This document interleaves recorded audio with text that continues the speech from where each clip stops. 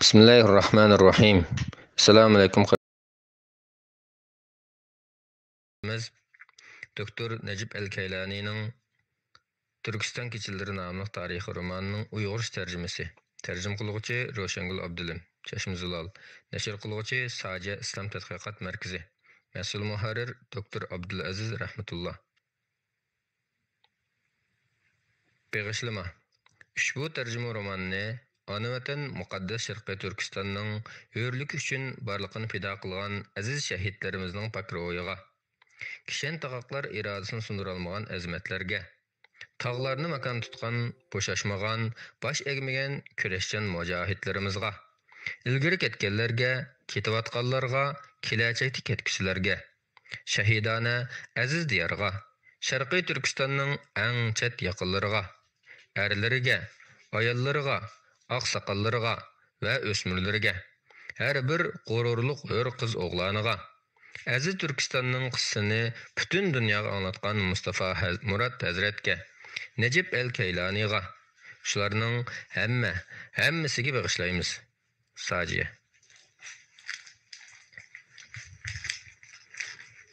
Kitobda tilga olingan ba'zi haqiqiy tarixiy shaxslar 1931-yildagi Qumul yig'iliq rahbari 1933-yili 12 noyabr Qashg'arda qurilgan Sharqiy Turkiston Islom Jumhuriyati Jumhur raisi Xo'janiyaz Hoji Eminiyaz o'g'li. Turpan qo'zg'olonchilar rahbari Sharqiy Turkiston Islom Jumhuriyati generali Qashg'arda turishliq 36-diviziya bosh qo'mondoni Mujohid Mahmud Moiti. Sharqiy Turkiston Islom Jumhuriyati boshqaruvchisi Baş vekil dini ulama Sabit Damullam Abdulbaqi o'g'li. 1932-yili qurilgan Xotan Islom hukumati amiri Sharqiy Turkiston davosining xalqarolish boshlamchisi Muhammad Amin Bug'ra. 1944-yili 12 noyabr G'uljida qurilgan Sharqiy Turkiston Jumhuriyati tunji jumhur raisi Alixon To'ra Shokirxon To'ra o'g'li. Sharqiy Turkiston Jumhuriyati 2-chi jumhur raisi Ahmadjon Qosimi Nadir o'g'li. Altay qo'zg'olonchilar rahbari Sharqiy Turkiston Jumhuriyati Altay viloyati valisi Mujohid Osmon Batur Islom o'g'li. Majongning kuchlarga qarshi Altayni qo'g'digan mujohid Altay valisi qo'shimcha garnizon qo'mondoni Sharifxon To'ra Jingsqon o'g'li. Sadiq kommunizm jangchisi Sharqiy Turkistonning Xitoy Xalq Jumhuriyati tarafidan ishg'ol qilinishiga cho'ng rol o'ynagan atalmish Xinjiang o'lkalik hukumatining raisi Burhan Shahidi. Atalmish Xinjiang o'lkalik hukumatining siyosiy va harbiy rahbari Mustabid Jinshurin. Atalmish Junhua Mingo Xinjiang o'lkalik hukumatining raisi Wu Zhongshin. Atalmish Junhua Mingo Xinjiang o'lkalik hukumatining raisi keyin Xitoy kompartiyasiga o'tib olgan Jang Jijong. Milyonlagan Sharqiy Turkistonliklarning qotili 200lama atalmish Xinjiang o'lkalik hukumatining boshlig'i Xinjiang podshoyi Jallod Shingshay. Muallif talantli adib Doktor Necip El-Keylani to'g'risida. Doktor Necip El-Keylani 1931-yili Misrning G'arbiya viloyati Sharshaba yezisida dehqon oilasida dunyoga kelgan. 1949-yili Tantada to'liq o'ttira diplomiga erishib, Qohira universitetining tibbiy fakultetiga o'qishga kirgan. 1955-yili musulmon qarindoshlar jamoatiga qatnashganligi uchun o'qish bitirish oldida qo'lga ilinib, 10 yillik qamoqqa hukm qilingan. Shu jarayonda turmalarda har xil qiynashlarga duchor bo'lgan. 1959-yili ikki putining paylari tortishib, sog'lomligi yaxshi bo'lmasligi sababidan qo'yib berilgan. Shuningdan keyin u universitet o'qishini qayta davomlashtirib, 1960-yili tibbiy fakultetni bitirgan. O'z kasbida mashg'ulotchi doktorlik xizmati bilan birga adabiy emgaklarini e'lon qilishga boshlagan. El-Keylani 1965-yili Jamal Abdun Nasir davrida yana bir qatim turmaga tashlangan. 1967-yili 6 kun urushi mag'lubiyatidan keyin qo'yib berilgan. 1968-yili vatanidan ayrilib, Arab Birleşme Xalifelikida doktorluq kasbida davom qilgan. Keyin Sahiya sog'lomlik madaniyati bo'limining mudiri bo'lgan.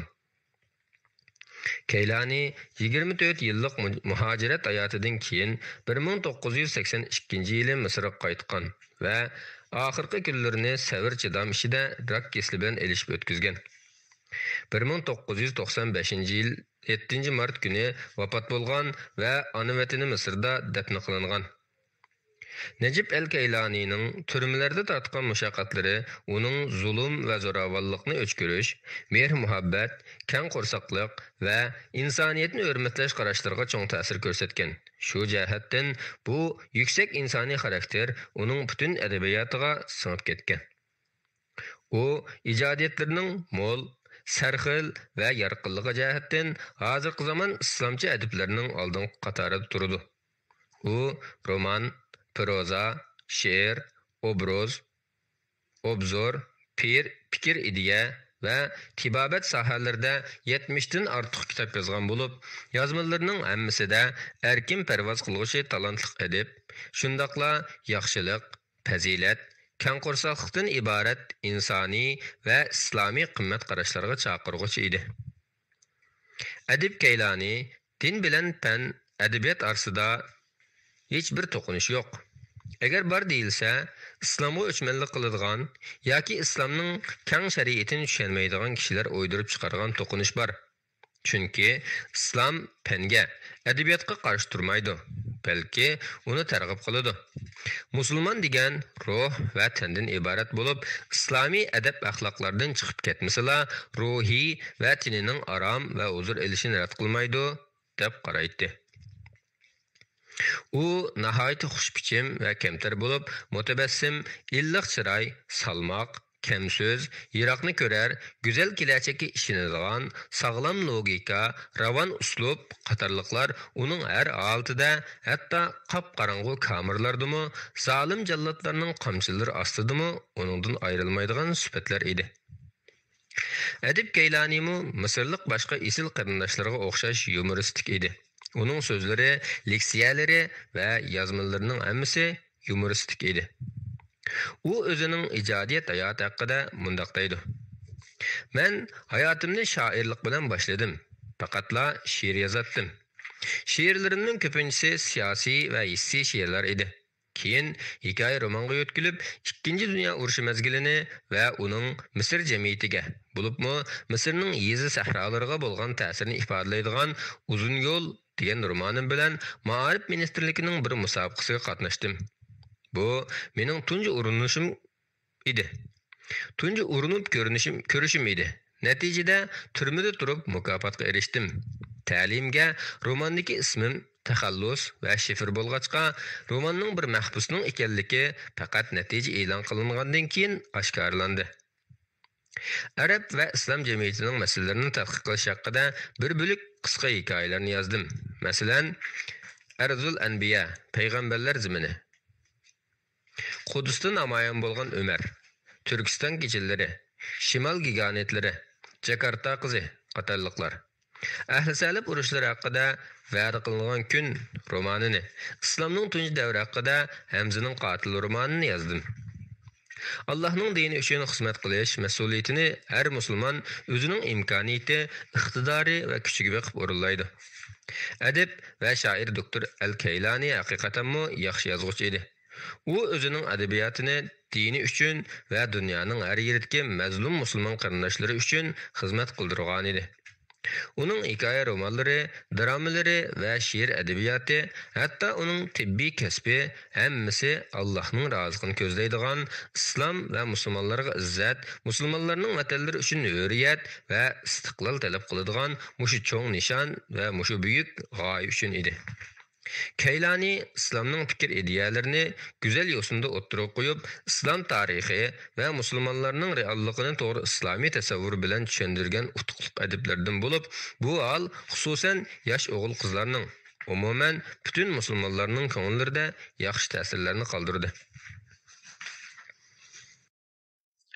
Bismillahirrohmanirrohim.